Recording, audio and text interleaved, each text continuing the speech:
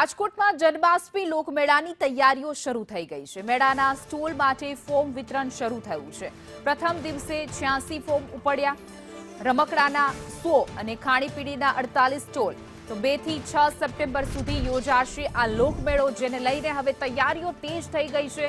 સ્ટોલને લઈ ગયા વર્ષે પણ ઘણો વિવાદ રહ્યો હતો, પરંતુ આ વખતે શાંતિપૂર્ણ માહોલમાં જે છે તે ફોર્મ વિતરણ કરવામાં આવી રહ્યું છે। અત્યાર સુધીમાં 100 રમકડાના અને 46 જેટલા જે છે તે ખાણીપીણીના સ્ટોલના ફોર્મ વિતરણ કરવામાં આવ્યા છે। જો કે મેળાના સ્ટોલ માટે ફોર્મ જે વિતરણ છે એની પ્રક્રિયા ચાલી રહી છે।